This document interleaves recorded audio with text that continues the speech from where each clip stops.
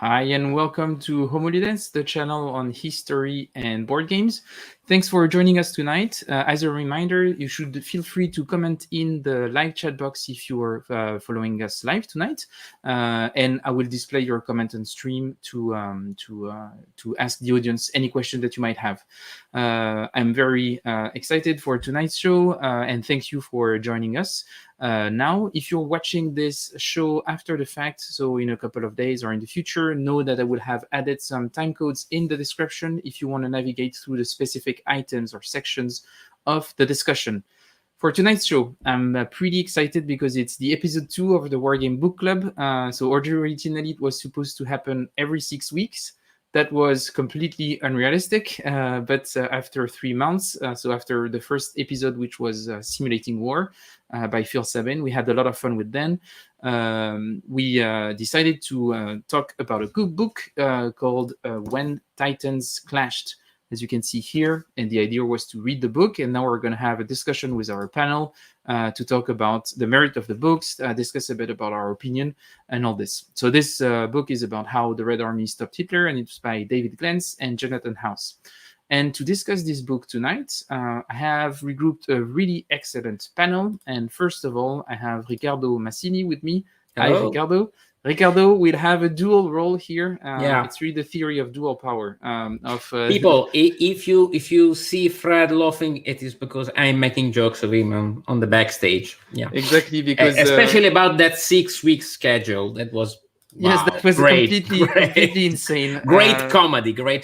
But Riccardo will be my co-host for the show, so he'll be also part of the panel, but also part of the show, okay, helping me control the discussion because we have a tight schedule and a lot of things to talk about.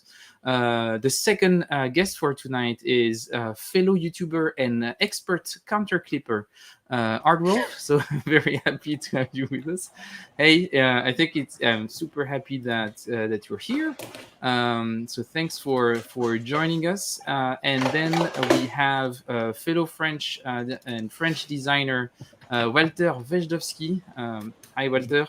That you might have heard about on the show lately because Walter is the designer of Verdun 1916 Steel Inferno, which was a game that we talked a bit on the channel a while back. And we played together. Yes, we did. And the first time I played, actually, if you watch the video about the Roman wargaming scene, yeah, you can see me playing with Riccardo and Giuseppe at the end of the show, and with your dad actually also over there. Yeah. And last but not least, we have the great Carl Paradis, designer of the No Retreat series, joining us tonight. Also super excited to have you here. Thanks for joining. And pretty cool panel. I think everyone is here. I haven't missed anyone, right? Nope. Good. And I see that we have a few people in the chat. Yeah, Riccardo is counting, controlling everything is okay. Mike is here. Hi. And we also have Chris. Good night, good evening, everyone. So thanks a lot for all of you for taking the time. It's really cool to have you here. Just maybe a note for you, Ardwolf. Technically, this show could be in French, but we were making the effort to do it in English just for you because everyone is French speaking in this panel except you, unless you have a surprise for us. My French is very old and relegated to my high school years, unfortunately. Peut-être qu'on peut essayer. No, anyway, we won't put you in that situation, but maybe in the future, we'll see. Just a note about the structure for the show. So we had a discussion with the panel, and the idea is that we'll have a first part where we'll introduce, each of our guests will introduce themselves and talking about the relationship with the book, how they discovered it, and all this. And then we'll have 3 parts, ideally 3 parts. The first one will be from Barbarossa to Blau, the second one from Operation Uranus to Kursk, and the last one on the final offensive towards Berlin. It's actually following the structure of the book, and the idea is that for each of those parts, we'll discuss the idea that are presented in the book, some of the historical points that are made that we thought were thought-provoking. And then we'll also make some connection with wargaming itself. So talking about games that the panel thinks are a good representation of what is shown in the book, but also talking about the evolution of wargaming on the East Front, based on the previous research that we had compared to most modern research and how game changed over the last few decades. And we'll probably have a conclusion where we'll discuss the overall merit of the book, and each of the members of the panel is going to nominate a book for episode 3. That will not happen in 6 weeks. That I can confirm. We'll take a bit more time for that. But I think that's it. I think that's it for the overall structure. Riccardo, I didn't miss anything, right? No. You're right. Good. You're right. Great. But then that sounds good. And I think we can go probably into the introduction. Yeah. Presentation of the members of the panel, so we can discuss a bit more about who's who, and then each of us discussing about how we encountered the book. So maybe it would be nice to start with you, Ardwulf, if you would like, just to say a few words about who you are and how you discovered the book, and what kind of influence it had on you as a wargamer or just a history enthusiast. So, hi, I'm Ardwulf, otherwise known as Gary. I run the channel called Ardwulf's Lair here on YouTube, and that is also the name of a blog that has been around since 2007. That started as a thing, a space for me to talk about video games, and I have only unsuccessfully managed to drag that blog away from video games. But but my blogging content is a couple of posts a year at this point, where my YouTubing content is a couple of videos a week. So my content creator urges are being spent on YouTube much more to the extent of the blog. And we have a, let's say, pretty good local wargaming community here in Central Ohio. So I was able to get back into wargaming in the mid-2010s, early 2010s, I'd say, around the time that I was becoming familiar with this book. Actually, this is a book that I actually have read already. It was a source I used for my thesis, which was, if anybody's curious, about the Molotov-Ribbentrop Pact. It was not a core source for me, but it was a source that I cited. So it was a book that I had some familiarity with coming into this, and I've reviewed it again in preparation for this show in an incredibly superficial level. And at the time, I guess it wasn't the revised version, so you had the original one, because I think I think it was 10 or 15 years ago, or was it already this expanded version that you had read? I think it was the original version, actually. Okay. But that could be interesting. I don't know if any of you had read both of them, but I would be curious to see how it evolved. And maybe now to you, Carl, just to give us a bit of about a bit knowing more about who you are, even if I think that some people on the show probably already know, but just having a bit of a presentation, and also how you encountered the book and how it influenced you. Yes, Carl Paradis. I started wargaming in '73. I'm Canadian.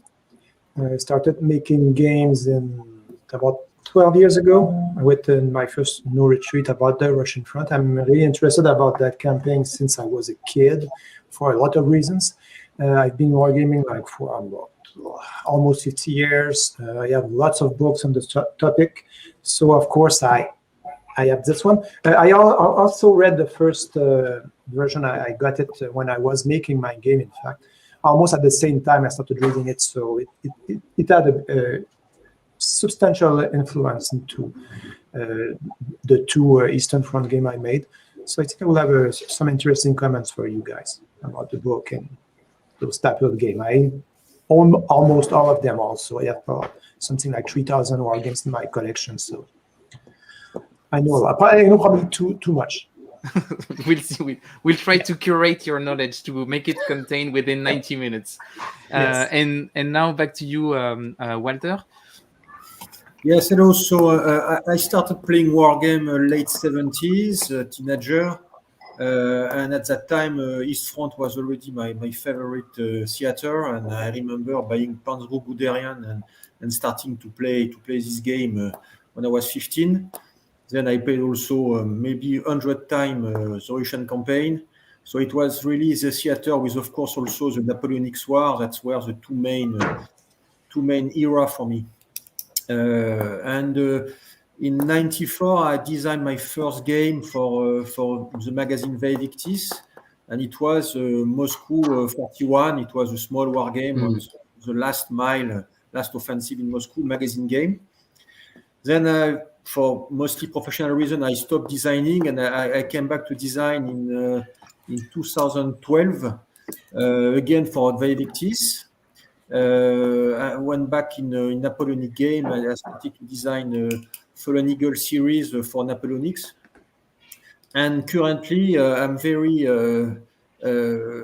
focused on East Front because some of you may be aware that I'm trying to design a new Barbarossa game at division level, so a kind of a new Fire in the East with, of course, maybe a way to play it faster and with less stacks on the map.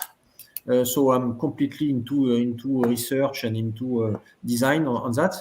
And of course, during my designing life, I went through Glantz books. This one that we are going to discuss today is very interesting because it is, I would say, the cornerstones, the ones that summarize all the other. But Glantz has written more than 30 books that of course I've stocked in my library.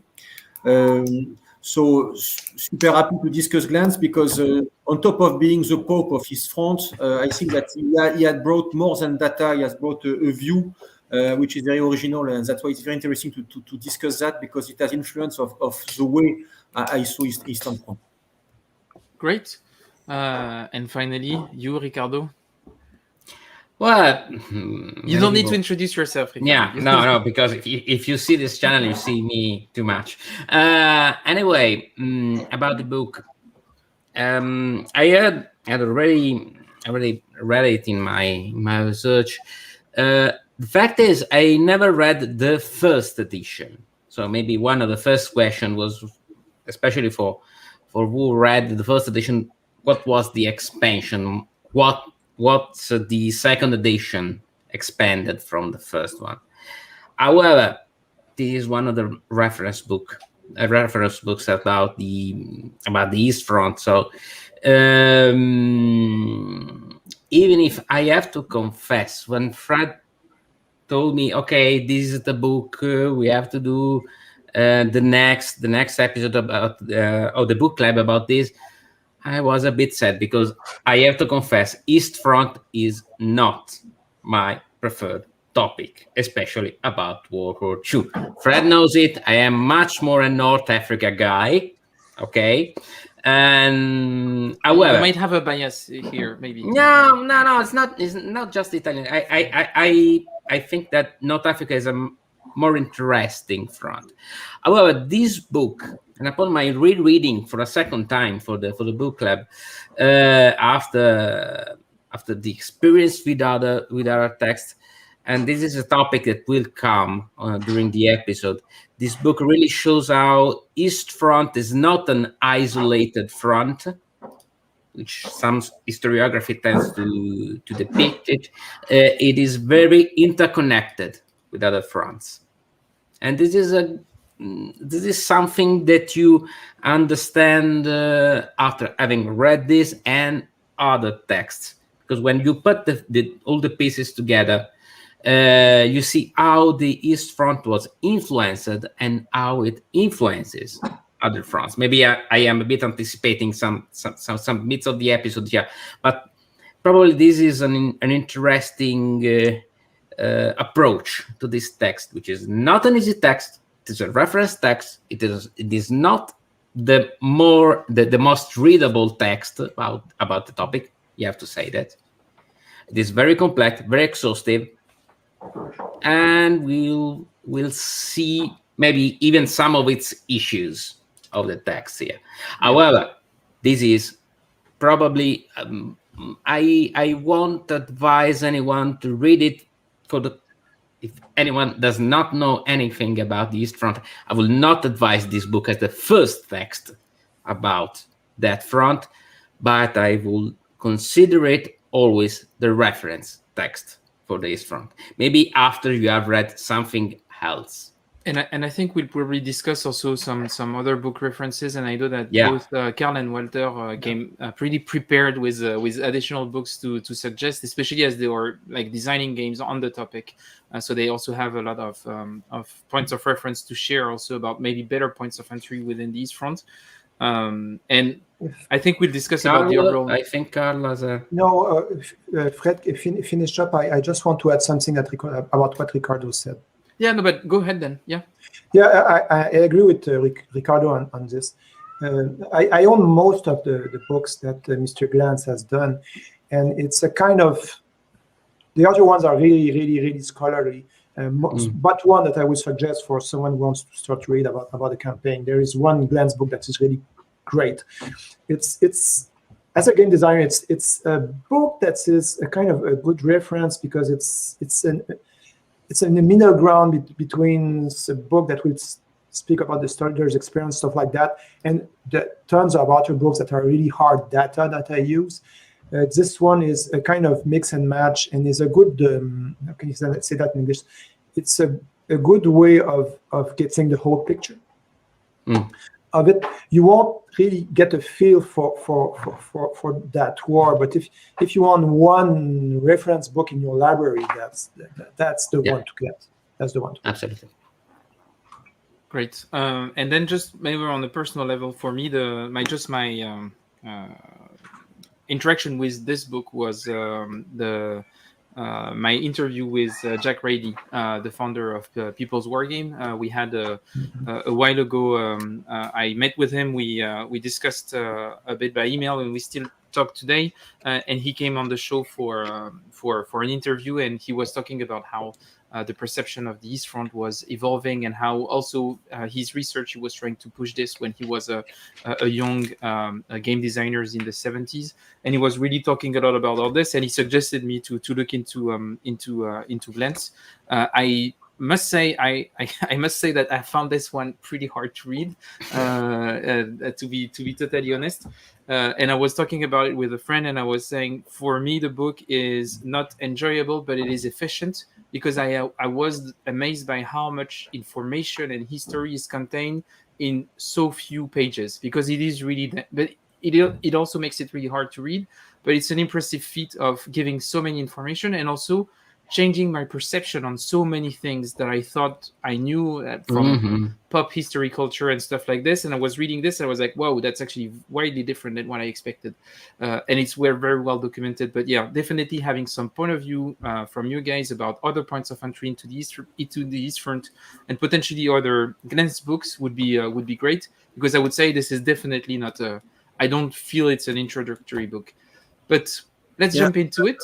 For our viewers, this is a very kind and French way of saying that it is boring as hell. Okay, a boring book, but a very complete and very accurate and concise. Well, it's one of the best. Very French and very kind way of saying that. But Fred is right. Walter was about to say something. I'm going to try to. Riccardo. Yeah, in a way, I agree with you that the way it is written is quite dry. There is few human-related stuff. It's very technical because you have a lot of unique designation, a lot of unique names, etc. So you need to be already interested by East Front to enjoy completely the book. And I agree that it is not the first book to read. Now, on the other hand, I think that reading the East Front is in a way reading World War II, because everybody has to keep in mind that 5 out of 6 Germans died on the East Front. So other theater are very interesting, but World War II is more or less 80% happen on the East Front, and so it's and relatively to what has been written, I think the East Front is still undercovered given its importance in the war. And and the difficulty for people is that when you read about D-Day or Bulge, etc., we have 1,000 of stories, etc. But on the East Front, still a lot of statistics, still a lot of figure. And even Stalin was saying that one people dead is a tragedy and 1 million is a statistics. And that's what is applicable to East Front, because it remains something a bit virtual, a bit, artificial, because it's just a lot of figure, 20 million people dead. Okay, it's 20 million, but it's difficult to realize. And I will maybe at one stage propose some books which are written by the soldier, which are really human witness, and it's a good complement to the reading of Glantz. Yeah, that would be great, and it's a good point, and I felt also about that technical point of view where they are talking about specific offensive, and they say, well, only 70% get to the point of rally, only like 50% are at of that unit remains at the end, and it feels like the scale is so large that you feel a bit the human aspect of it. But Carl, you had one thing. Yeah. Two things. That's one of his better books. I mean, the other, as I say, I have almost all his books. Most of the other books are kind of worse. It's even more data, more detail. It's really, really impressive what he was able to achieve. All the data, the Russian data. Mr. Glantz is fluent in Russians. He has a lot of friends there. In fact, he got a medal from the Russian Federation of Defense gave him a medal for his work, for the books he made about the Russian front. Another thing, us Wargamer, we do have a lot of games on Russia. So most of the wargaming public knows probably a lot more about that war than the general people. But as Walter said, a lot of what people know about it, even wargamers, there's a lot of misconception on that war in the East, and that's a bit a job for us, the designer, to try showing a bit what really happened there.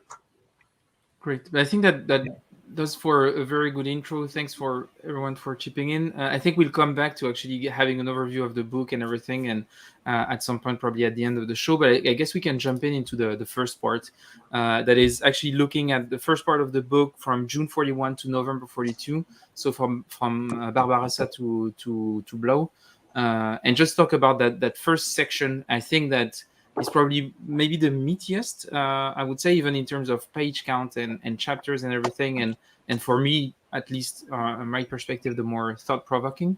And I would like maybe to start with this question. So looking back at Glantz and House work specifically on Barbarossa, you as someone who's actually interested in the infront, what was the more surprising historical angle or fact that you had from the book? And maybe we can start with you, Riccardo.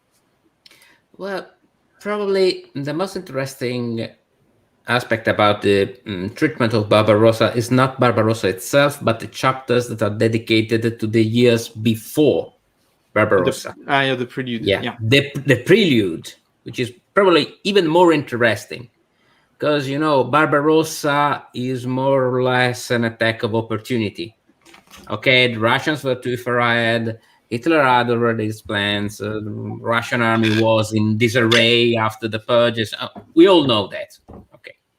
The problem is the Prelude. And I like how this book really helps us in understanding that the Eastern Front is a conflict fought by the two great losers of World War I, Germany and Russia. Soviet Union was the consequence of that defeat by Russia, but it still behaved essentially like Tsarist Russia, at least in a strategical sense. It tried to enlarge its area, its sphere of influence to the Eastern Europe, to the Balkans, and the political attitude had not really changed so much. And because Germany too was the greatest loser of World War I, except for Austria-Hungary, but it didn't exist. It no longer existed. Germany and Russia were in a similar position. There were many, we all know that there were many relations between the two countries before the war.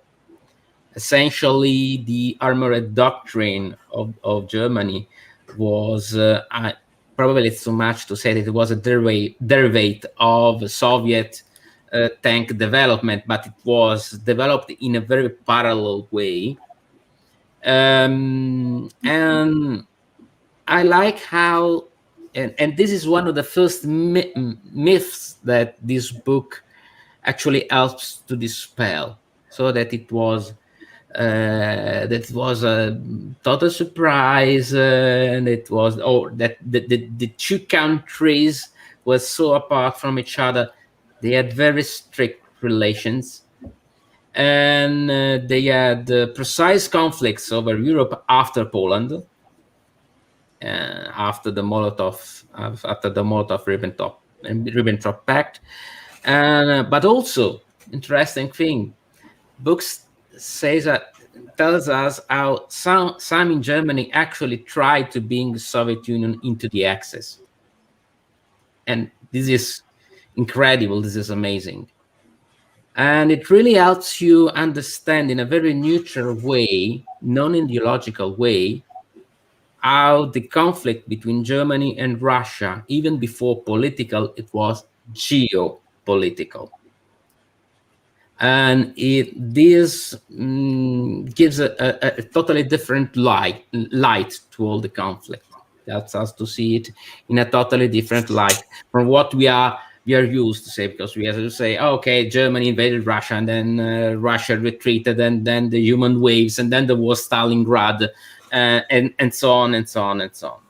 The first myths that this book dispels are the myths about before the war. All the evolution of the two doctrines, the problems caused by the officer purge, which actually decapitated not just the officers, but the thinkers, people who created what would later be recovered and will later become the Soviet combined arms doctrine that in 1943 was actually really advanced, and we'll look at that. And just on this one, I think it's really interesting that you point this out, because there is a section in the book that I thought was really interesting, and that's the mention to the Khalkhin-Gol campaign and operation, where Zhukov was going in Mongolia to fight with the Japanese. Something that is not that well known, I would say, that in 1939, Japan and the USSR had a small conflict that made so that they ended up with a pact of non-aggression, because the Japanese realized that the Russians were way more prepared than what they thought of. Actually, this is the first instance where we see the fronts interconnected. Yeah, exactly. And I think that's a good point. And there is this other part that you're saying, Riccardo, that I think is interesting, is the fact that the doctrine was also pretty advanced, and that Zhukov put in action this theory of deep operation that is actually really close to the way we see what is Blitzkrieg of combined arms and everything, and the way of using the new technologies, and they were actually really advanced in that sense, way more than what we could expect.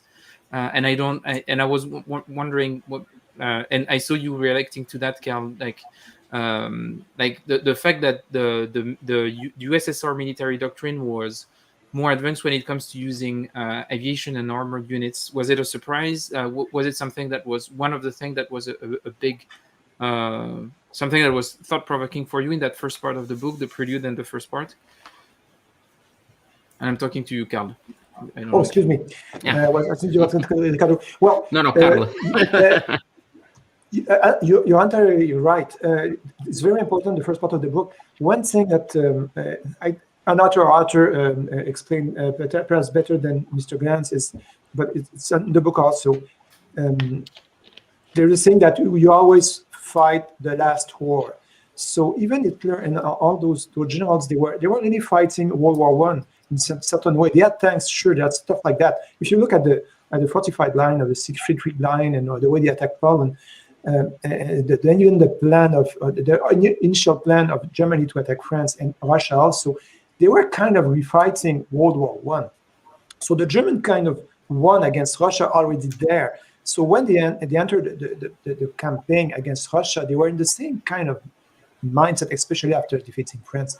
It was kind of a stormtrooper tactics using tanks and stuff like that. Why the Russians, since they lost, they had nothing they had no ground to stand on. So they were the people, in fact, that invented the most modern tactics at the time. But as Riccardo said, after the purge, they lost a part of that, and then they regained it. But the German really entered, and you look at the way they fought. Mostly they entered Russia with World War I mindset, and that's one of the big reasons they lost. Everything went well up to the line they were able to attain in World War I. Then the whole supply structure fell apart, we can imagine if the purges had not taken place, and the Russian army would have been much more prepared, the campaign would have been would have gone a very different way very fast, from what I'd say. Again, and that book explains it very well in the first part. And back to you, Gary, regarding you were talking about the fact that when you read this book, it was for work that you were doing about the Ribbentrop-Molotov Pact, and Riccardo was making a point around how the war was highly geopolitical. I was wondering, what did you get from that book within the context of that work, and based on your other knowledge, what did you feel like this book was bringing to the discussion when it comes to the prelude of the war specifically, and how prepared or not the USSR was?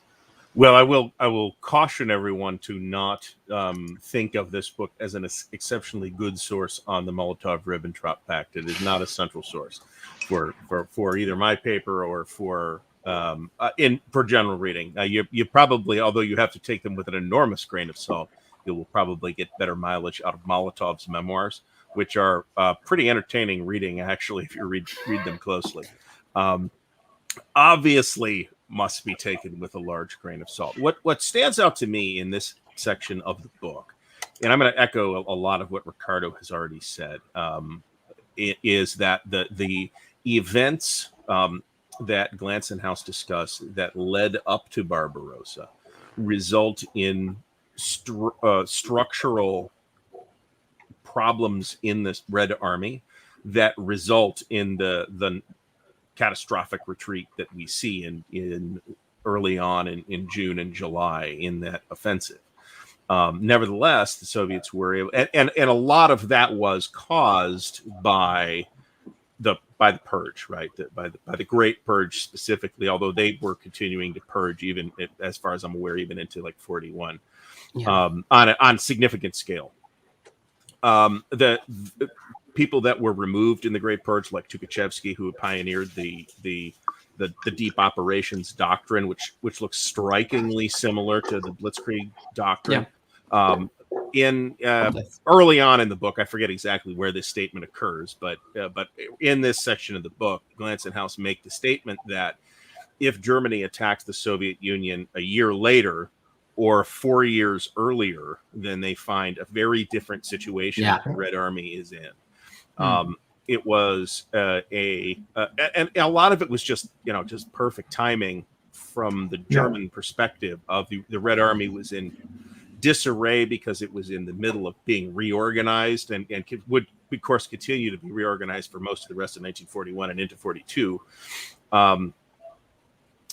And the Soviets were very scrupulously abiding by the letter of the Molotov-Ribbentrop Pact in not firing upon German reconnaissance aircraft, for example. There were minor border incursions, which, the book does not really address this, but may well have been an attempt to cause a provocative reaction. And there were strict orders to not interact with the Germans in that way, even if there were like unauthorized border incursions and so forth.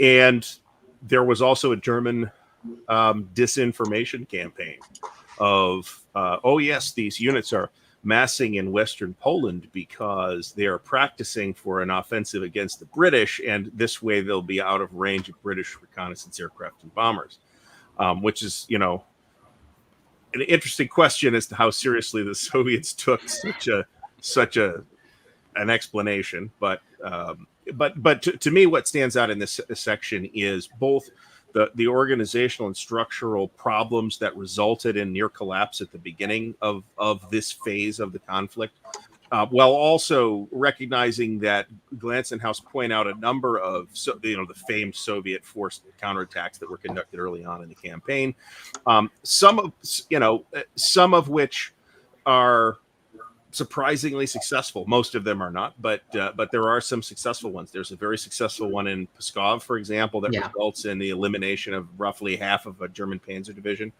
or at least the loss of most of their panzers. Then the Soviets' ability to adapt and change, particularly in light of their political situation, where especially in this period and really until 1950, the officers are largely terrified of showing any form of initiative. Failure is not only not tolerated; if any failure is construed as treason, and a number of those officers that led units in the initial attacks are then dragged off to Moscow and shot, or shipped east, I suppose it would be, to Siberia. So I mean that's what stood out to me in this section of the book, and having a maybe a longer history with the book than some people. Yeah. It's hard to call that surprising, but nevertheless, that's having reread that section just now, that's what stood out to me. And you, Walter, was there really on that Prelude part, the preparation of the Red Army or unpreparation, and just the overall geopolitical tension around those two factions? Anything specific stood out that had it? Yeah. Yes, in fact, when you read the book and another book, by the way, there is an amazing difference between the two armies. That is, one army is perfectly managed tactically. The Germans have experience; they have done already a successful campaign. So in terms of human management, tactically, they're at the top. When at the same time, the Soviets are at the absolute bottom, where you have in fact a lot of equipment, superior equipment, more quality, more quantity on the Soviet side. But it's a perfect example of the fact that management is very important. Whatever the quality of the equipment or the quantity, if it is badly managed, even if you have the best tanks, if you have twice as much tanks, you can be completely wiped out in 2 weeks. And that's what happens. You have example with one of the biggest tank battle in history, which is completely unknown, happening at the end of June, close to Kiev, at Rovno. You have thousands of tanks, even more than Kursk, in fact, in total volume. But all the Soviet tanks are destroyed in 1 week. Most of them, by the way, not even seeing combat because they are left on the road without fuel. You have huge loss simply because logistics and management is just not working in the Soviet army. On the other hand, when you look at from the German perspective, it's completely amazing to see what happened. Because, when you see the success of the German army, you believe that leadership was good, research was good, intelligence was good. In fact, it's super poor because when you realize, and it is also written in this book, that the German intelligence were believing that the Soviet would have a maximum 300 divisions, when in reality, they have fielded 800 divisions over 41. So, when you attack someone and you miss 500 divisions potentially in front of you, it's absolutely crazy. Yeah. And I got the image of the German army, like a hunter entering a cave of a bear in the dark and trying to kill the bear in one go, and not even knowing the size of the bear. And of course, after one go, the bear is still alive, and it's over. And that's it's Barbarossa in one image that you have. They have attacked the Soviet. badly managed with a lot of equipment they were not believing were ever existing. By the way, just to give you a sense of that, when Molotov visited Germany at one stage when they were alive in 40, Molotov was presented the Panzer IV German tank, and the Germans were told Molotov, this one is our heaviest tank. And Molotov was not believing them. Say it's not possible that this one is the biggest one in the German army, Panzer IV, and the Panzer IV for the Russian was a medium tank. So that's an anecdote showing that the German army was completely unprepared for this war, completely unprepared. They have low quantity of armor, light armor relative to the Soviets, and their infantry was just walking their way into Russia, like in World War I, because there was no motorization at all in the infantry divisions. That is in 70% of the force. And so the only way to win this war was to win the war in 3 weeks or 4 weeks. And after 4 weeks, it was the failed attempt of kind of decisive battle attempt failed, and then industrial war was taking over, and the Soviet would win.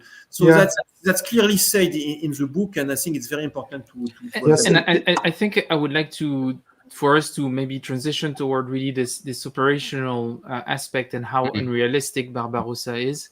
Just before we do that, just to conclude a bit the prelude and this idea of the geopolitical war and everything, I don't know if you agree, but I feel like we're actually pretty poor in terms of war games that address that part of the war, like the prelude of the tension before then.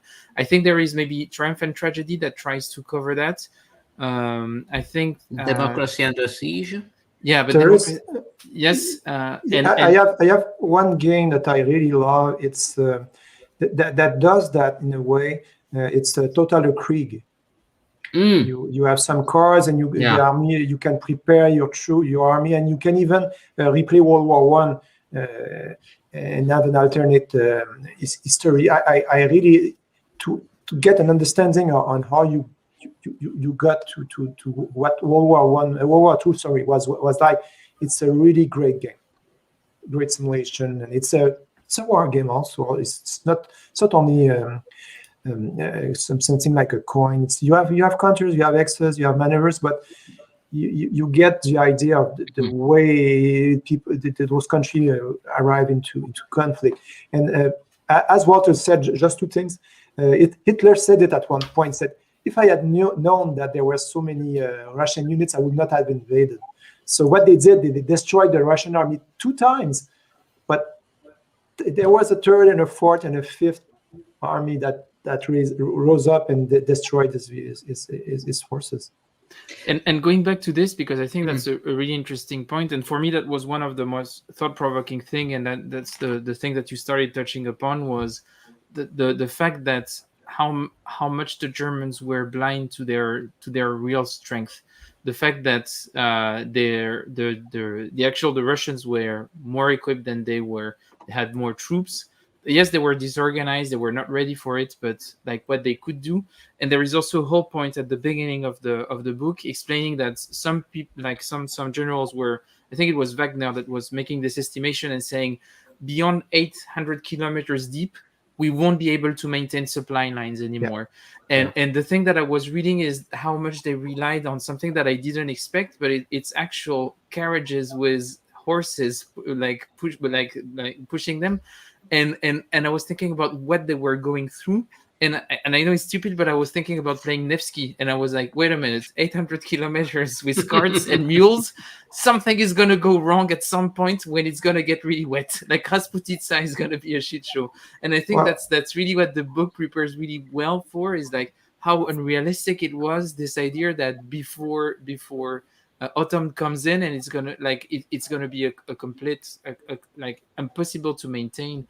And I was wondering if it was, like, for me, it was unexpected, the fact that they were not that well equipped in terms of armor technologies. They were not really equipped for their supply lines and everything. And for me, I was surprised by how blinded by ideology they were. Like the fact that they thought that they could do that, and not realizing how insane it was. Yeah. Fred? Well, again, they were fighting with their World War I experience, part of it, and the kind of the Russian army thought at one point, well, they thought that this army is even worse. And one point, in fact, you can say that the low motorization of the German army at the start of the campaign was in fact a kind of a boon, because fully motorized with the infrastructure in Russia, they would have been even, it's a bit silly to say, but even more in trouble than they were, because they were mainly they were equipped like Napoleon's armies, and so they were able to slug it in even in the mud. They had no tanks anymore, but the Russians had lost all their armies at the middle of the campaign, and you see that in the book. You have two almost depleted armies fighting against each other during the winter. The worst, you see in the book, it explains very well. The worst casualties the German got was in July and August, when the weather deteriorated. Even during the winter offensive by the Soviet was so weak. They were defeated a lot by the weather. The losses in combat were quite low. They lost a lot of men by frostbite and stuff like that. But the Russian too, they were not that super well prepared for winter either, better than the German, of course. So the critical part of the campaign was really July, August, September. They speak about it, Smolensk, and what happened there. That's where the Germans were beaten. Yes, Smolensk is really the mother of all the battles. It is the time where the World War II has been lost by Germany, and it's the real turning point. It's not Stalingrad, it's not Moscow, it's Smolensk. That's right. Yeah. And there's also one point which is given, and a data point very interesting and striking in this book, is to say that the Germans enter Russia with 2,000 different type of vehicle and 73 type of tanks. And that's showing the fact that the German army was not standardized, was not an industrial army. It was a ad hoc collection of capture equipment in France, in Czechoslovakia, light tanks. And it is completely different from the myth of the super Wehrmacht with brand new tanks, which, by the way, they had at the end of the war, but not at the start. And at that time, in fact, industrialization and standardization was on the Russian side, and it was shown, because when you invade a country like Russia and you don't have the spare parts for so many models at the same time, it is even compounding the problem of logistics. By the way, if I have one negative point and one remark, but it's not only on Glantz, on most of the East Front book, I would say one of the main weakness, and even it is even applicable to Glantz, which for me is really the pope of its front, but it is on logistics, because logistics is really a center point especially on the East Front, and even for war in general, but in the East Front even more. And we are lacking data on logistics. That is like what was the size of the supply consumed by an army, etc. You have a lot of data for losses in men, in equipment, but you have never great data on logistics. And when you design a game and you want to have something which is meaningful, that's where, in fact, there is a blind corner for design. And that's really interesting what you're saying about industrialization, because there is a really good point that shows that even with the retreat toward the east, even with the relocalization of industries that was only partial for the Russians, as soon as already in 1942, they were able to deliver more tank every month than Germans, even with their industry on their knees. It's actually insane to see how advanced in terms of industrialization Russia was compared to Germany.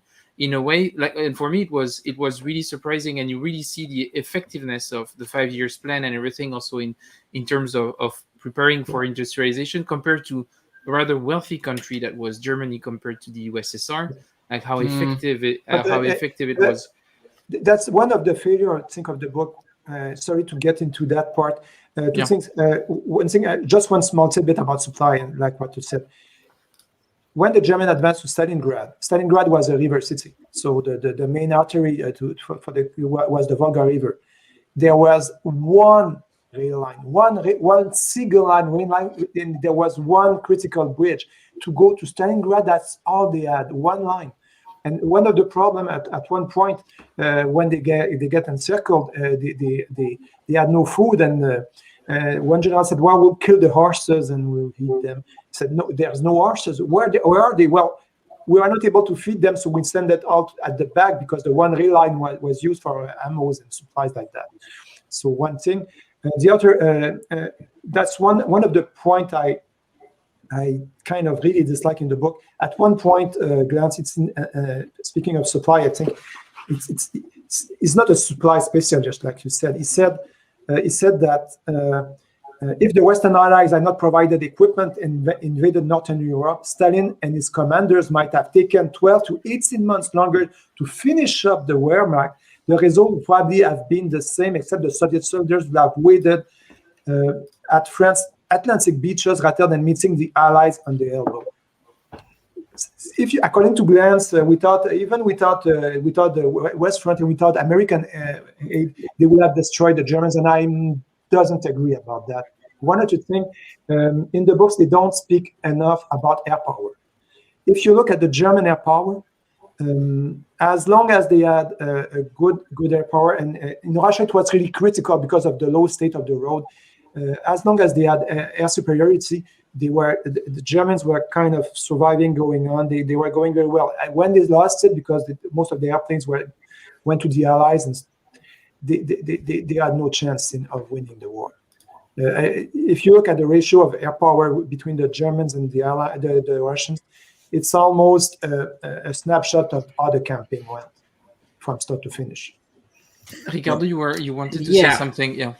If I have to say one criticism about the book, is that it really does not show how few strategic clarity the Germans had in Barbarossa. Yeah. We see, if you look at the war in 1941 and 1942, you see the Germans switching from three very different set of objectives. First objective of Barbarossa, destroy the Red Army. Okay, they go with a very Napoleonic approach. We destroy the enemy army. Then, after 1 month, they realize, okay, there is too much of the Red Army. We cannot destroy it. So let's go straight to Moscow and decapitate the political leadership of the Soviet Union. Let's get Stalin. Okay. They cannot do that. And then in 1942, they have full blown. Okay, let's switch to the original plan. Let's go just for the resources. This shows us two things. First, the German nation was not so rich, was not so wealthy as we have been inclined to think. It was not so industrialized, and the German command knew that. This is a problem of the book, because you switch from the super Wehrmacht, which knows everything, to the blind Wehrmacht. How could they be so stupid? They were not stupid. They were prepared just for a 1 month brief conflict. That is why they had no winter equipment. That is why because they had all the Russians in one single line on the front, just very narrow line. And they said, okay, great, let's create many pockets and destroy as much as the Red Army as we can. And the big failure was not to seal off those pockets, because when they made a pocket, lots of Soviet soldiers, maybe without their equipment, but they escaped. And then they came back to fight again. This led to also something of a paranoia between the German commanders. We see German commanders in 1943, 1944, imagining phantom Soviet armies everywhere. But the Soviet manpower was more or less like the German one in 1943, 1944. And probably 1944 was even a bit inferior. So we have 1941. German army prepared for a very brief war, for a very brief action. They know they have 4 to 6 weeks of autonomy to win this conflict, to seal off this front. And they can do that. Yeah. And then we get another factor. It is true that saying that without the American help, the Soviets could not made it. Carl, I totally agree with you on that. But let's just say one thing. The Soviet industry could focus on tank production because motor production, the vans, the trucks, the mobility came from Lend-Lease, not the tanks. Sherman tanks were far inferior to the T-34, and the Soviet crews hated that. If you look at the table of organization of a tank division, you have about 2 or 3 times the number of trucks versus tanks. It's good to make tanks. If you don't have the trucks, the division won't work. You're absolutely right. But the infantry division, the problem is the infantry division, not just the tank divisions. It was the infantry division, because the Soviets managed to create great tank armies, the Tank Guard, the Red Guard tank armies, and they created also infantry masses. So the myth of the inexhaustible Soviet manpower came not just from having so many people on the war front, but on having so many people on the right spot, on the right point. And achieving local numerical superiority. And this was given also by the mobility granted by Lend-Lease equipment. And about the early war, the Germans' goal, you're very right. Their goal was to destroy the Soviet army. They did reach their goal, because from their viewpoint, the Soviet army was that 300 division. And then when they realized that, oh my God, there's a lot more, then they fell apart because they were not prepared for that. Lack of strategic focus, lack of strategic clarity. And this is the big point. Regarding that lack of strategic clarity, I wanted to hear you out, Gary, just to hear what you thought about it. If it was something that was a surprise to you when you read the book. I know that for me it was a big surprise, like the blindness of the German army toward what they could achieve regarding understanding what the Red Army was. How did you felt reading the book? Was it something that you read before, or was it a surprise, especially compared to war games that you might have played on the topic before? Well, so in terms, let me agree with Carl in saying that I think it superficially, that 4 to 6 weeks into the campaign, the German army objectives of destroying the Red Army looked to have been successful. And they were reported that way. They, as reports were sent back to Berlin saying we've got this just about sewn up.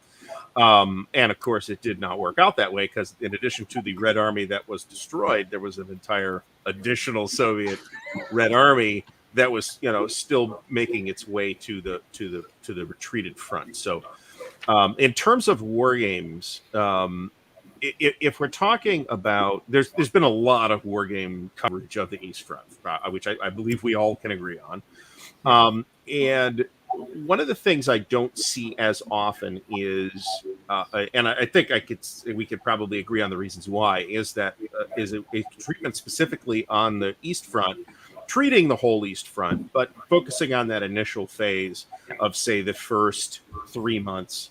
That's right. There aren't as many games like that, in part possibly because it is at least perceived that for the Soviet player it will be a terrible game to play, because they are going to get punched and punched and punched some more, and then maybe at the very end they will get to counter attack. So a product that springs to mind is the GMT Vance von Borries East Front series, which does cover this period in 3 giant box games, but which a lot of people find not fun to play, because for that exact reason, because of the pacing, because of the scale, it represents a lot of time in which a Soviet player gets kicked in the face until they can finally start to produce their ability to punch back. That's where a game like Carl's No Retreat stands out, in that it's compressed in scale, in the sense that, yes, you will have a few turns in the beginning of getting punched, but you will be able to punch back before you have sat there for 50 hours of punishment. Right. That was my goal.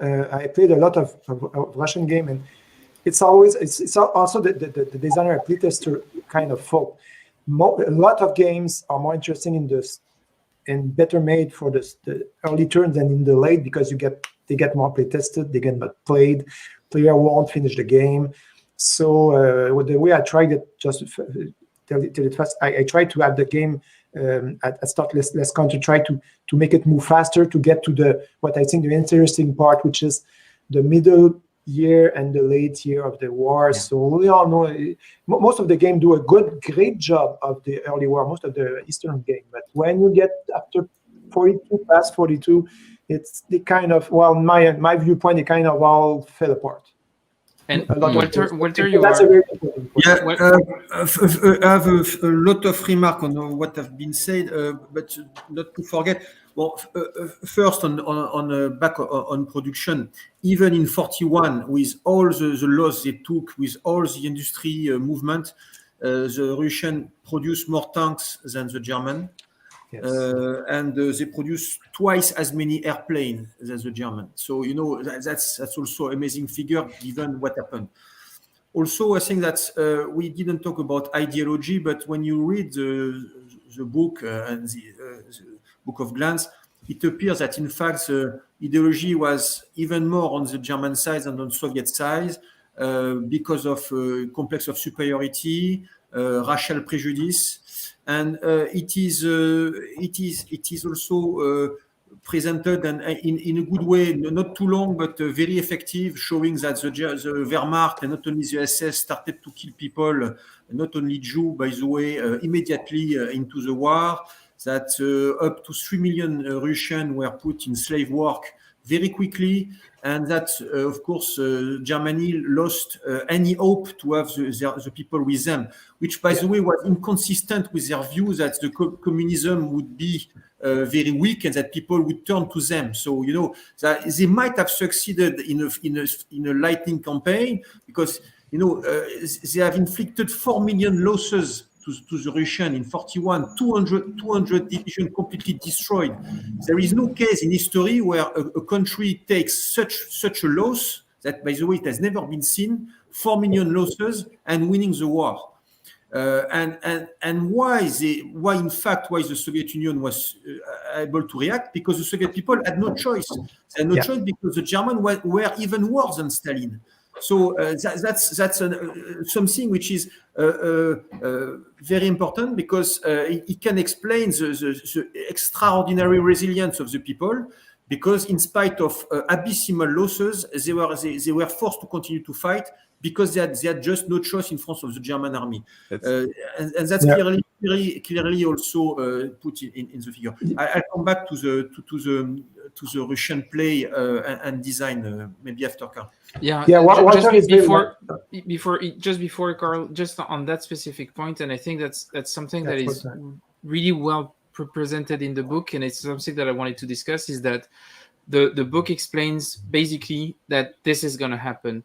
They're going to have stretched supply lines. The Germans are going to have a scorched earth approach.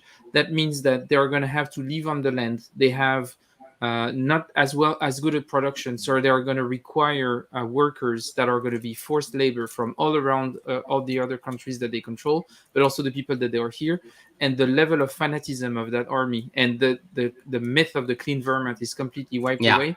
And I think that was what was also so compelling with the book, to see how anti-Semitic von Manstein was, the level of brutality that they applied, the fact that they actually even needed it and they justified it based on their racial prejudice is extremely well put in the book. And for me, it was really I was glad that something like this was put in something that is about pure statistics and military history, just telling you this is what was happening on the ground and this is why they did it and this is how they justified it, the level of brutality that was there. And it's something that I feel like we lose a lot also in the games, that we don't necessarily see. And I think it's a big reality of what that campaign was racist, like done by, like, it had racist intent, the perception toward every Jews or communist, the Slavic people or below anything and everything. And the fact that we have to extract as much work and resources from the land and everything was definitely there in the books. And something that we miss a bit, the fact that there is no supply lines. The supply lines are actually what they're taking on the land a lot for, not when it comes to gas and everything, but for the food and all that. Carl, what? Yeah. You just pretty much said, and much better than me, what I wanted to say. One small thing that bothered me in the game, the book.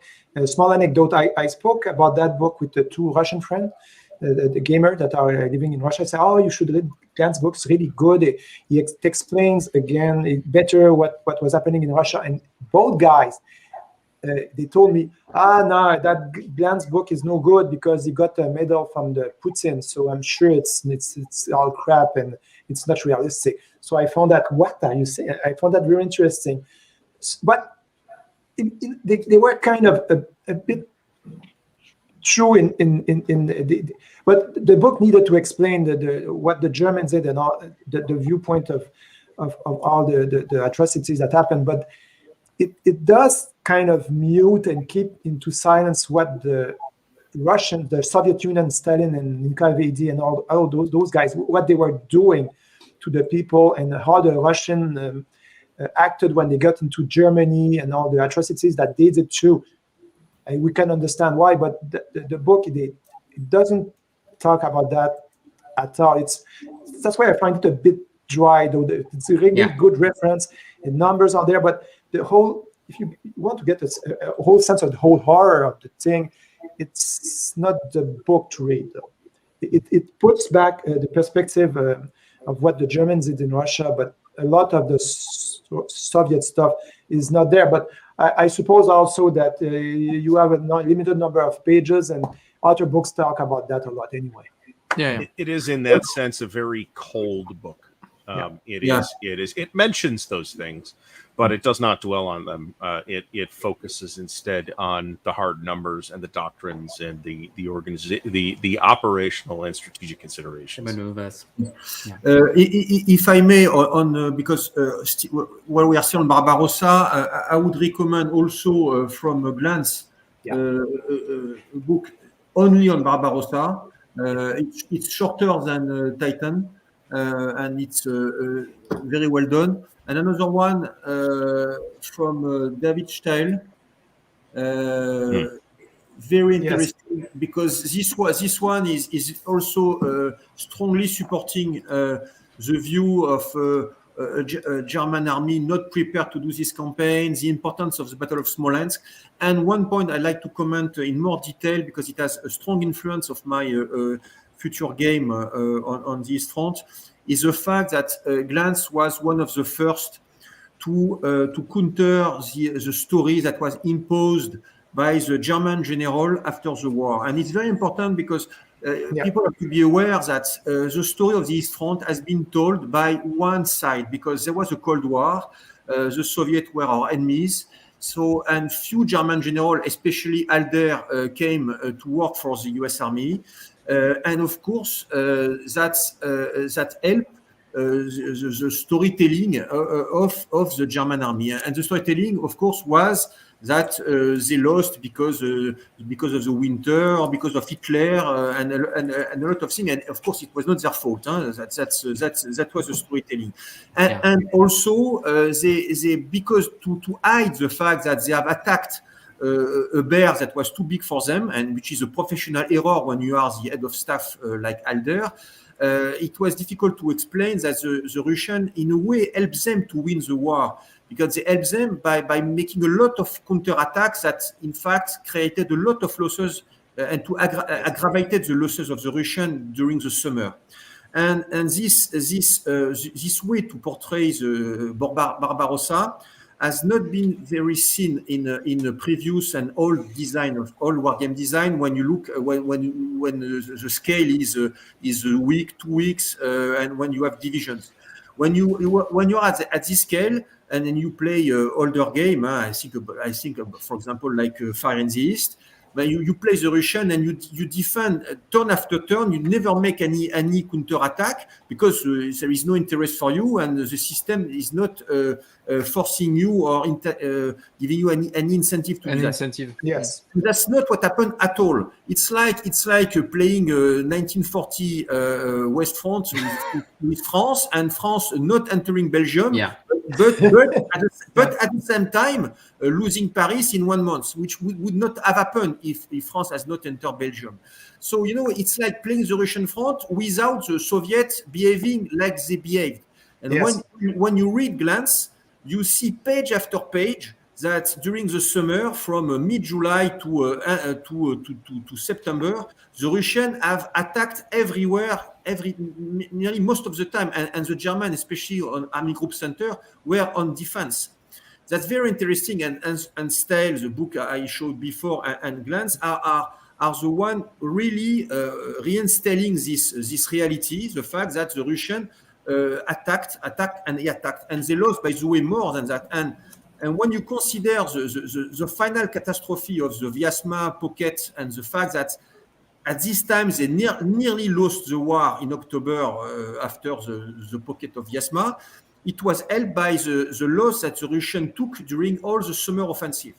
Without this summer offensive, maybe the front would not even gone to Moscow, because the Russian army was so big, and if the real Soviet has remained in defense, maybe it would have been something different.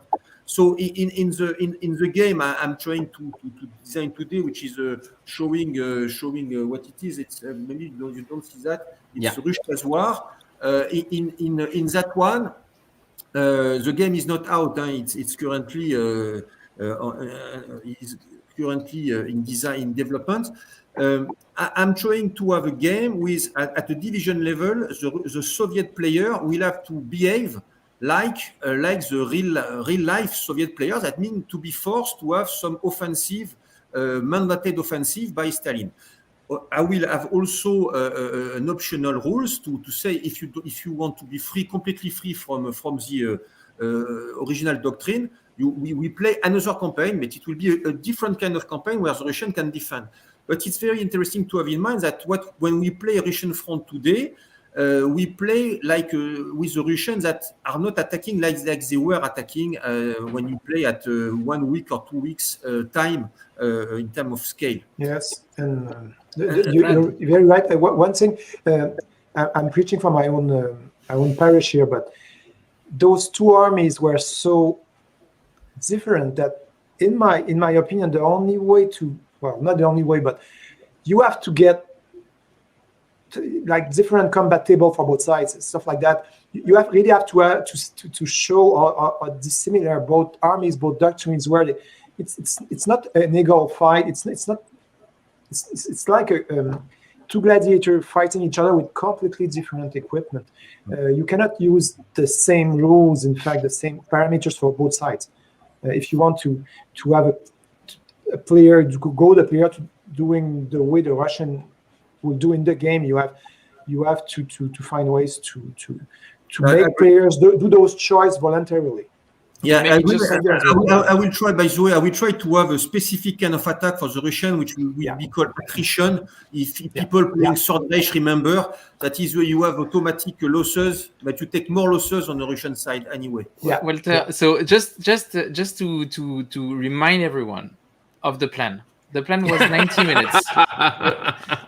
We are at 1 hour 12, and we haven't finished part 1. So I just want to put it out there. So in 6 weeks we'll see part 2. Yes, exactly. We're saying good idea.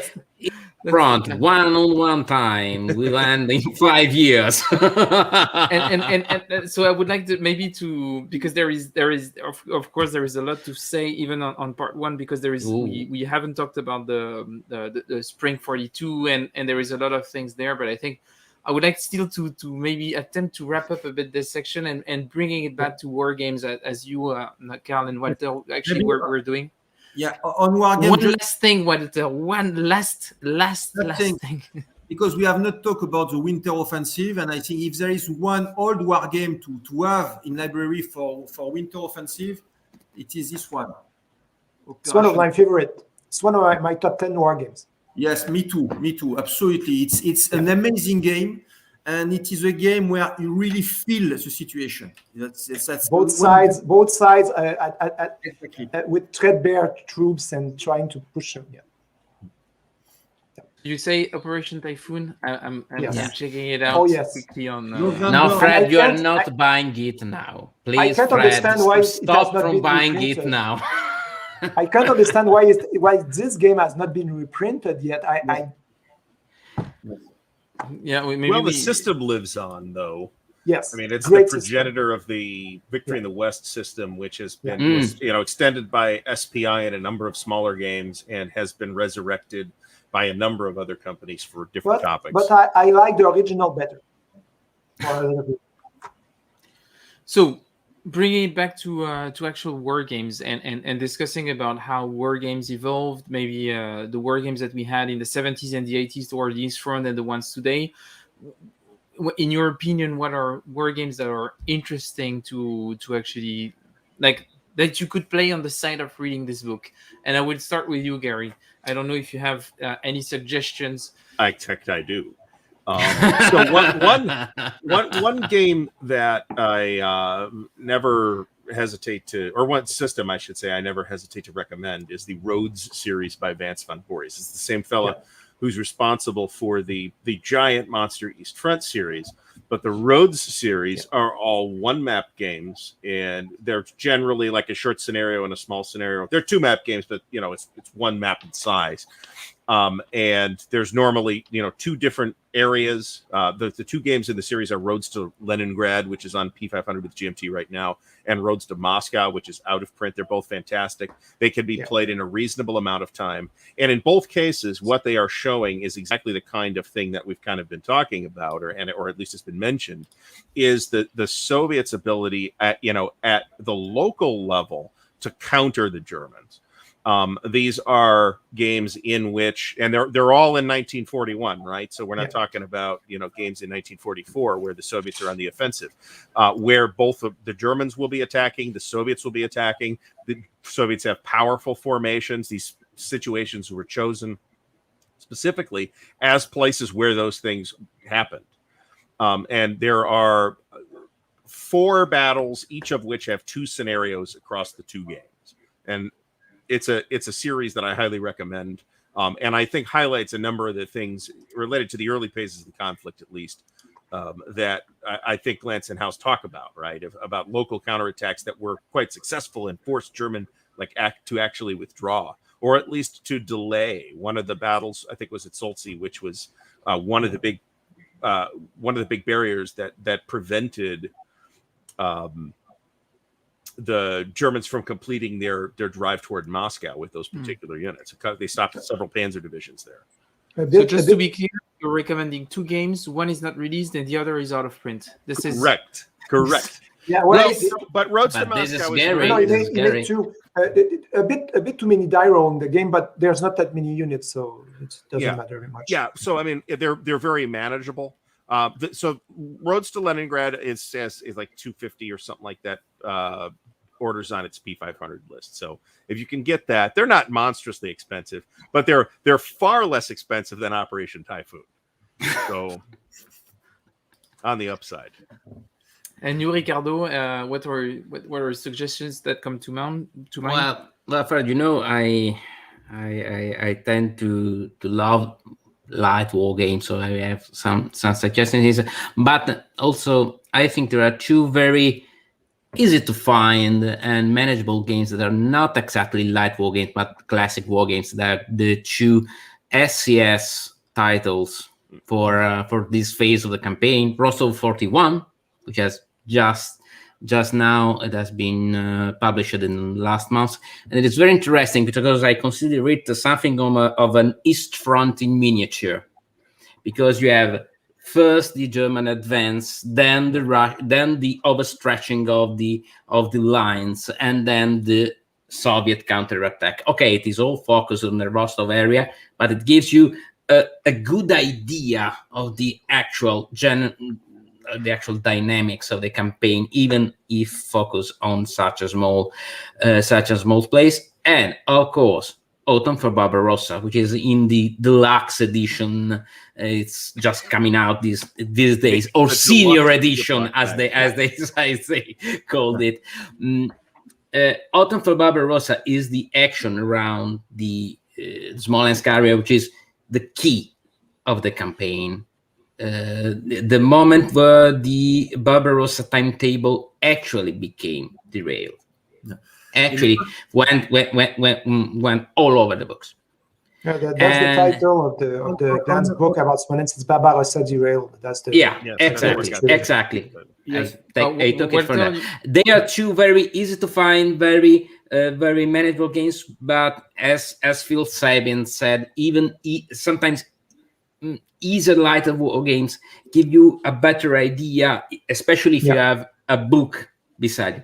Then there are the war games, and if someone tells me speaks me about Van Boris, I can only say that there are great games, just like Mark Simonich, and we have a ton of Simonich games in the next phases to mention. But for me, if I on first instinct, I would advise those two titles. Yeah. Without and I have a third one also, smaller, very small, but very interesting. It's a Japanese game. It's Red Typhoon, which was published by Revolution. Yes. Very small folio game about the counteroffensive, the main counteroffensive in the first weeks of 1942. And especially with the management of the action points that make you understand how the two sides could not fight exactly wherever they wanted. So for me, these three titles give you a good general idea of some of the issues Ricardo, of this phase of the campaign. Suggesting a Ziploc game on my channel when I tell you it's only box games here. I love Ziploc games. So, Walter, you wanted to react to something that Ricardo was saying? Yes, I concur with Ricardo on Autumn for Barbarossa, because of course there is the famous Panzer Guderian, which is still living after 50 years, and still in fact simulating very well the battle. But Autumn for Barbarossa is working very well, and I found, by the way, that he's working even better than the OCS title. Yes. Yes. And showing that when you have something which is simple and well play tested, it sometimes works better than a complex game with all the supply story. In fact, Autumn for Barbarossa is better simulation of the battle. Yes. And Gary, I wanted to say something. Yeah. Well, I was just going to mention that Autumn Barbarossa has literally the deluxe edition, in the deluxe Ziploc bag, has just released in like the last week or two. So people are just starting to get it. Now, of course, it's a redo of an earlier edition of that game. I agree with Walter. I mean, there's nothing that says that a complicated game is necessarily better simulation of any specific topic than a simple game. And there are many. I'll use the blanket term abstractions in a system like OCS that exist in that game in order to make things like its logistics mechanics work, that make it not necessarily as strong a simulation as you might think. Depending on the topic, it's in fact a quite poor simulation on a couple of different topics that's been handled in that system. So maybe now, just like Smolensk. I like the OCS Smolensk a lot, by the way. Maybe just for the viewers' clarity, we're talking about two series, SCS and OCS, that are MMP series. SCS is the standard combat series, which is usually an easier operational level, a bit more abstracted, a bit simpler series of games. So Autumn for Barbarossa and Rostov 41 are two games in that series. And OCS is like the bigger brother of the series, so the operational combat series, where where you have a big focus on I guess managing your supply and everything. But Gary, you would know a lot more. I think you're a big OCS fan. But just for people to understand, it's two separate series with two very different level of complexities. Yeah. OCS has about 8 times as many rules if you go by pages as SCS does. SCS is very simple, very straightforward, generally suitable for people who maybe haven't been doing this for 30 years. Yeah.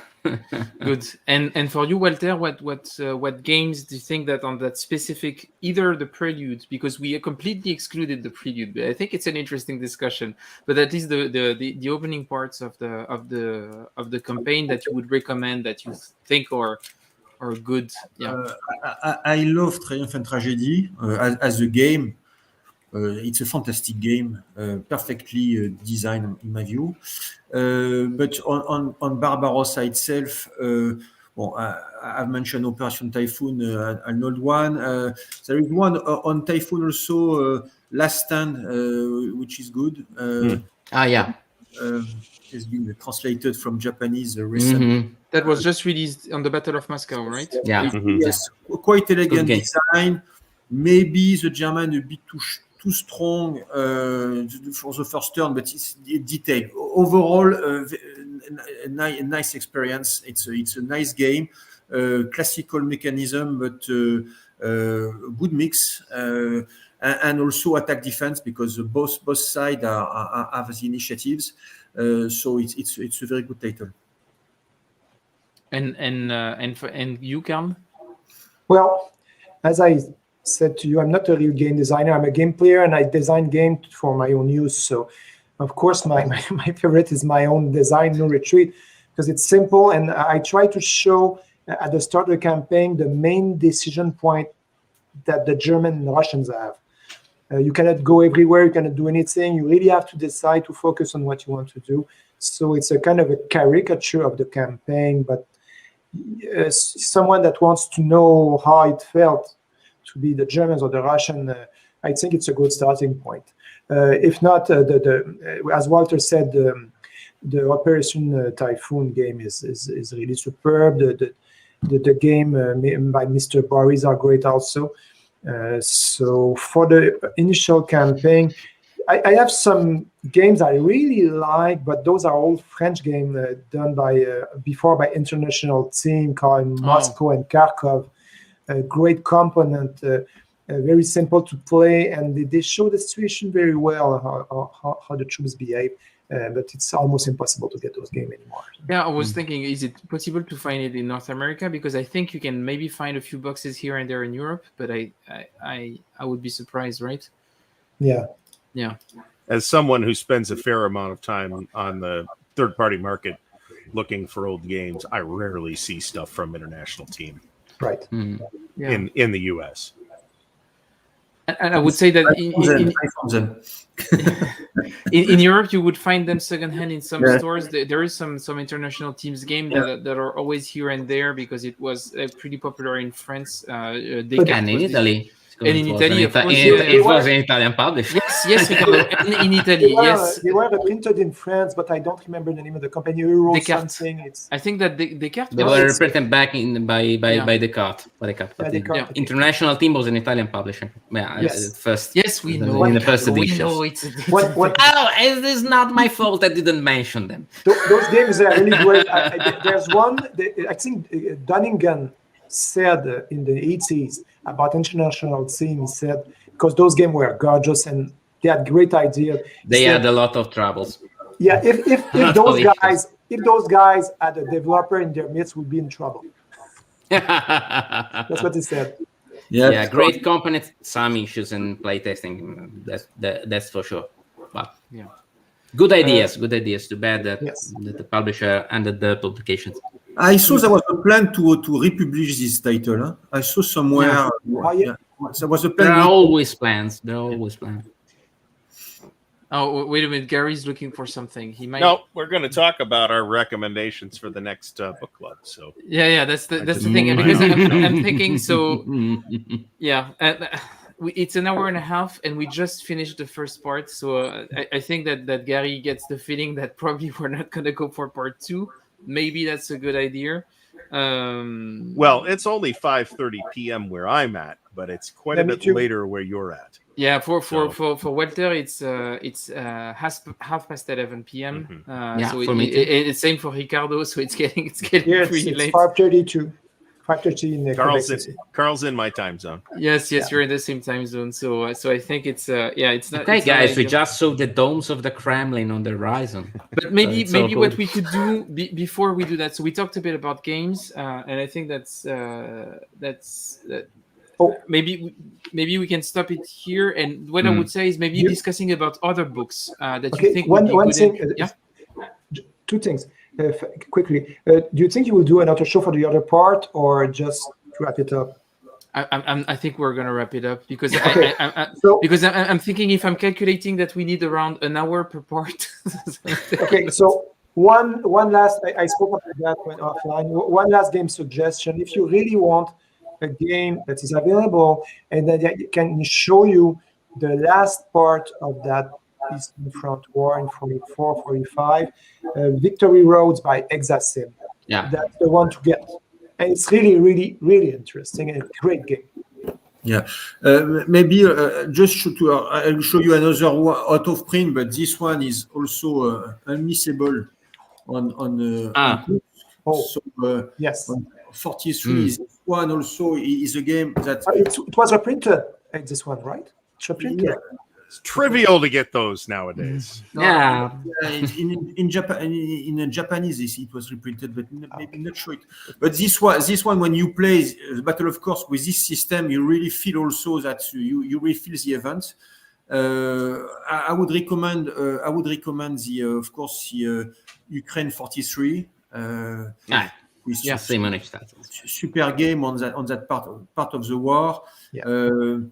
That's my last recommendation. I've on Barbarossa. If we discuss later on, I think that in terms of books, it's not my recommendation for next book club, but that's for a read.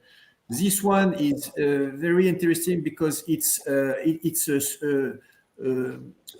lot of individual testimony of soldiers, letters, etc., showing what happened. So I think that it's very it's on the German side, and you have the equivalent on the Russian side. This one, That's War, yes. Evans War. Evans War. Great book. Reading these two books, you go at the human level of this tragedy, and it's really absolutely fantastic books. If you want one book, if you want a book, one book, you don't know a lot about the Eastern Front. You want something readable with a lot of, as Walter said, human experience, great pictures, great map. You want to understand 41, 42. This one, I don't have the cover. Sorry, it's War Without Garlands. Yeah, Operation Barbarossa. Yeah, it's really great book. It's you have in our paragraph you have explanation of the battles. Then you have paragraphs with human experience. In almost each page, it's really interesting to read. You will not be able to put that off until you finish it. It's a great book. Good. For starters. Riccardo or Gary, do you have any recommendation of other books to get into the East Front? I think that Gary, you have something. Well, not for East Front. For the next book club, I do. Okay. For East Front, I would. I have just started the Prit Butar books on the battle for the reconquest of the Ukraine. There's 2 books. The Knife's Edge is one of them, I believe. Retribution, maybe. Yeah, something like that. Yeah. So those would, if you're interested in exploring at least part of this, the Reckoning and Retribution. The Reckoning is Army Group South, actually. The other one I was thinking of is On a Knife's Edge. Along with Retribution, those cover the kind of story of the German attack into and the Soviet reconquest of the Ukraine. So if you want to dig into those are from what I can see so far, those are pretty good. I haven't finished the first one yet. For me, even if, especially if we stay on the human level of the conflict, I have 2 recommendations, one from the German side and one from the Soviet side. From the German side, War on the Eastern Front by James Lucas, also the foreword by Robert Cashow, is an interesting perspective about the daily life, the daily actions of from 1941 to 1945, essentially seen from inside the trench in the Eastern Front, which is very riveting, very moving. And from the Soviet front, just simply Alexander Solzhenitsyn's memoirs. They're narrative. Maybe they are not historically very accurate, but they cannot be, since they are the war as seen by someone who really fought it in a very first-person perspective. It might be distorted even by later events, but it is really important to read them to understand the general feeling inside the Red Army. These two books show us how these two great war machines were not just machines.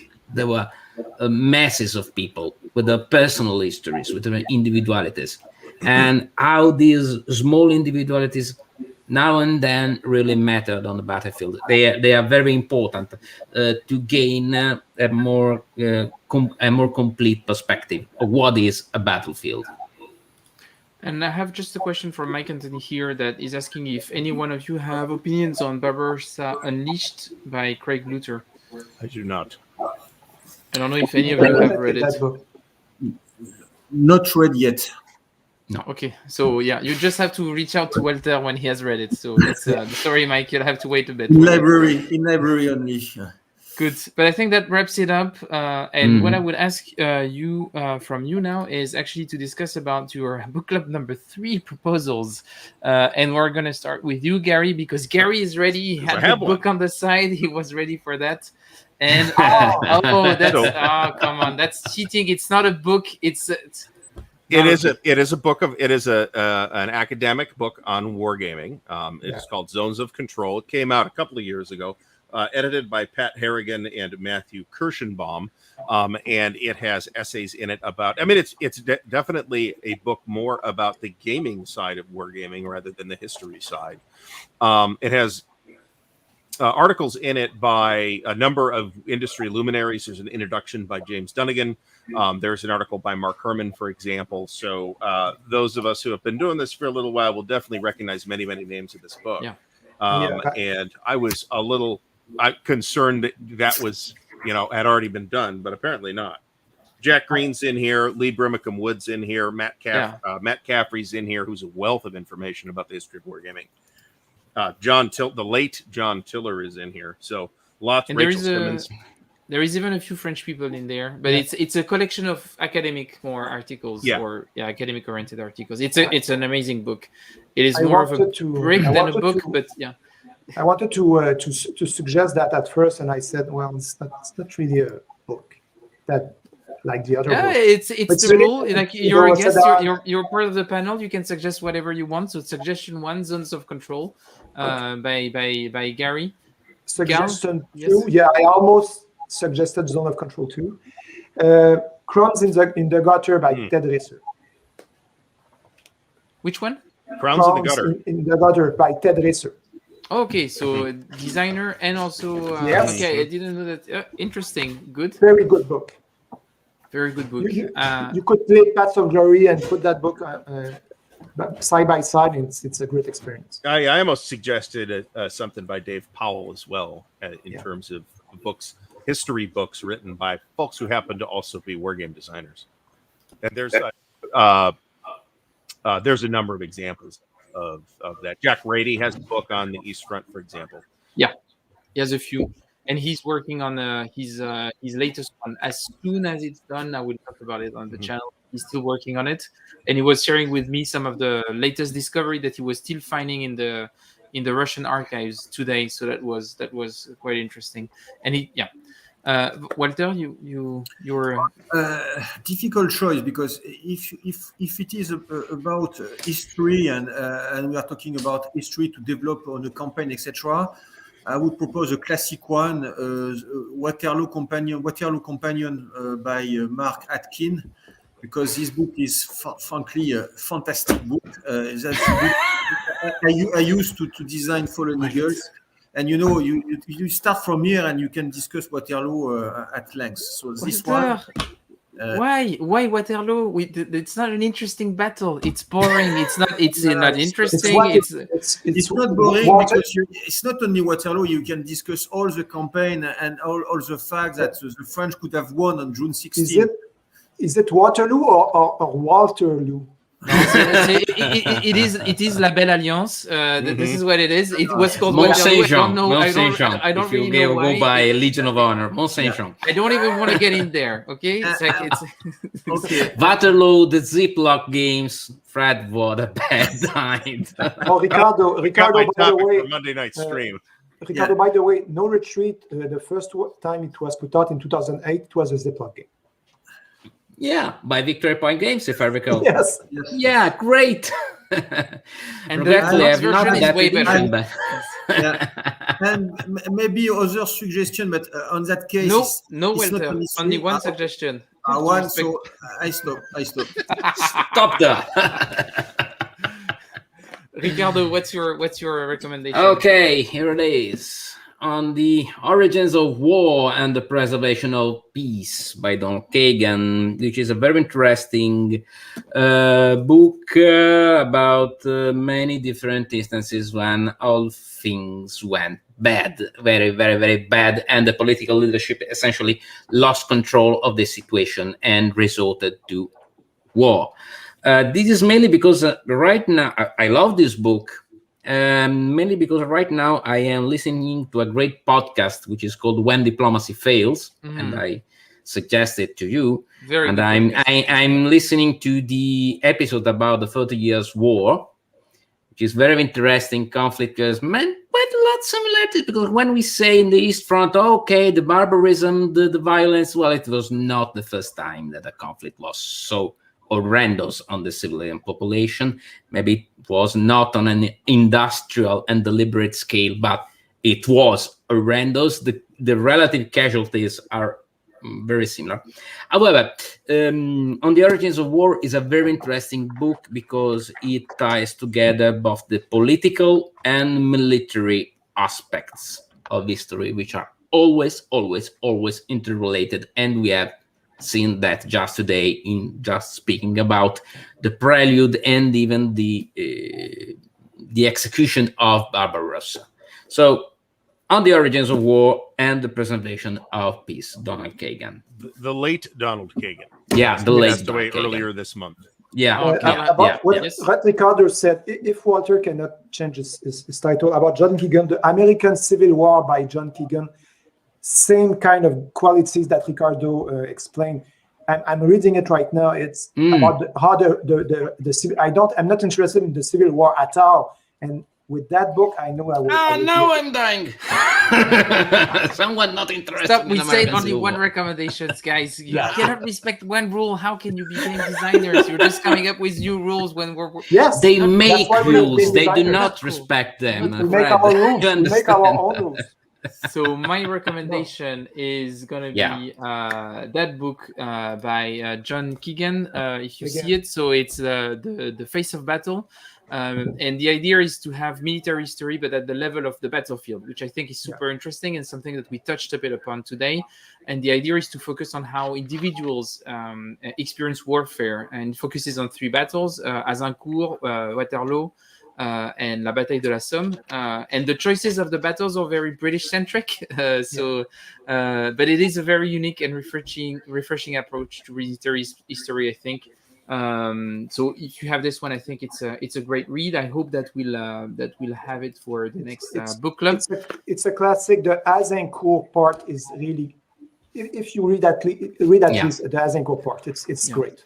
And I think that if we have this for the next book club, I'm pretty sure that Volko will send me an email to ask to be on the panel, because I know that he loves that book a lot. But so that's my suggestion for the next book club. I will create a poll on the channel, and I will share it on BGG and on Twitter and everything. Vote? And everyone will be able to vote. You'll be able to vote yourself. Oh, cool. You can vote now publicly if you want, but then you can also vote on the poll itself. And this is where we get the results from. But Carl, what book would you pick if you had to pick one? It cannot be yours now. Okay. Ricardo's book. Well, just for the pleasure of discussing the Azincourt part, I will vote for your book, Fred. Good. That's really nice. That's that's coming straight to the heart. Great.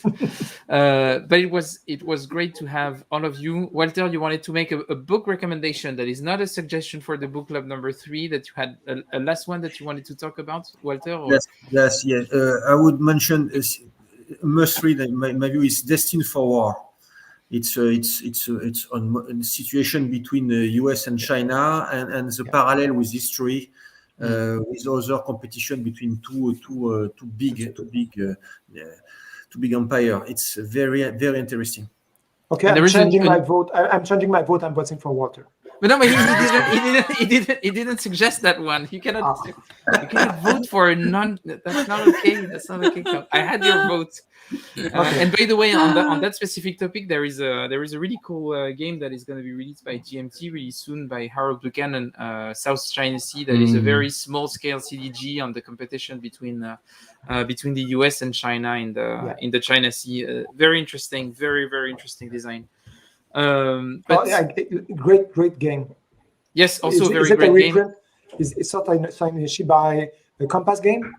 Is that Compass game? Oh no! It's a different game. This is one by Harold Buchanan. It's a lunchtime game, so I think it plays in 30-45 minutes, and it's really focused on a few areas. Still unpublished.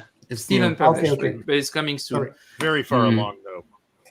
It's gonna be coming soon because they have the final artwork and everything. So I think it's going there. But this is probably gonna be the conclusion for it.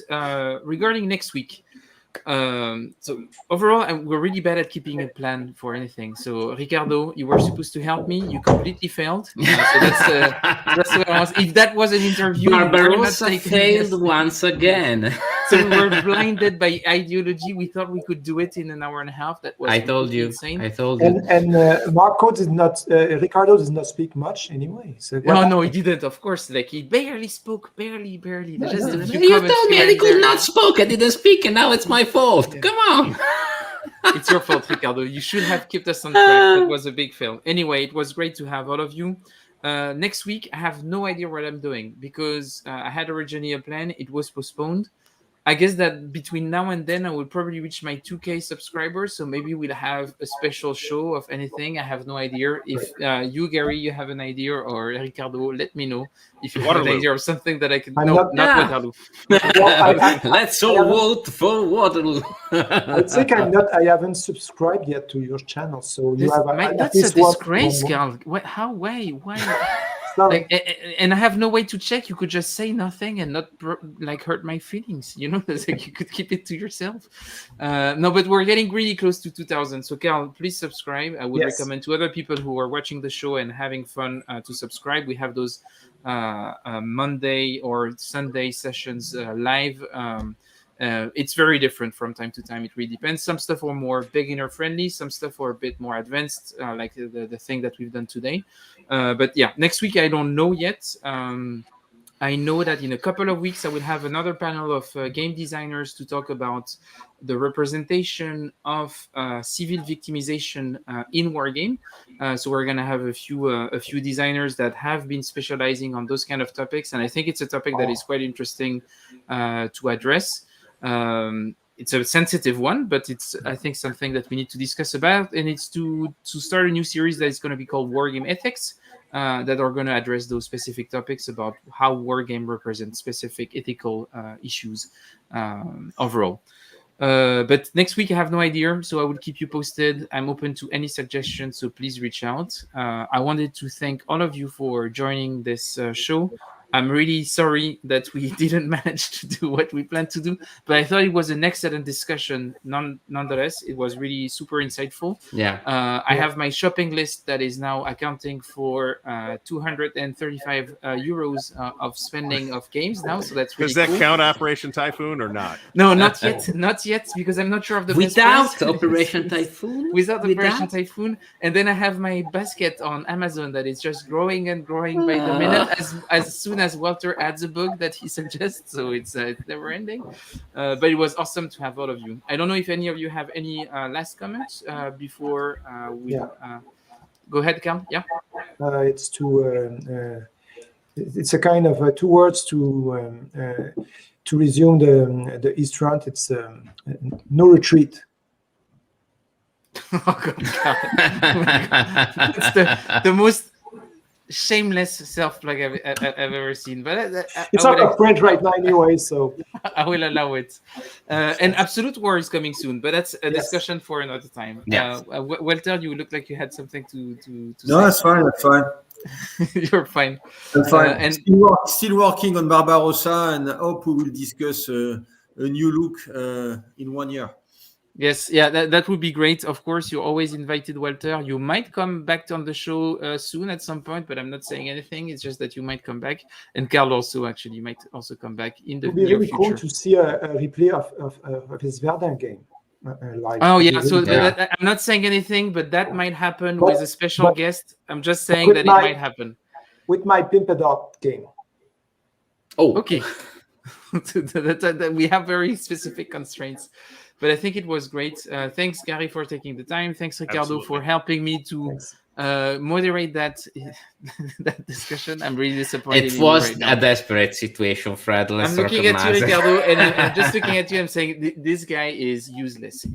Anyway, Yeah, no, I will do better next time. But the topic was really interesting, was very wide, and probably we can see a lot of the later campaign just from Barbarossa. So it is, for me, it has been good to focus on that episode, on that part of the campaign, because it's such a large campaign. Yeah, it It is massive. impossible to cover it all, honestly. But anyway, I really thank you, everyone, for having been here, because it has been a really, really great and interesting discussion about war games and history too. Thanks. so this was book club number 2 for When Titans Clashed. See you if you want to see another book club at some point. Like this video and say that you liked it in the comments. And we'll probably plan for book club number 3, not in 6 weeks. There is no way we're going to be able to do that at sometime in the future in 2021. We'll try to do that. Yeah. And Riccardo, that will be your second attempt, but be careful. You're on thin ice, Riccardo. Thin ice.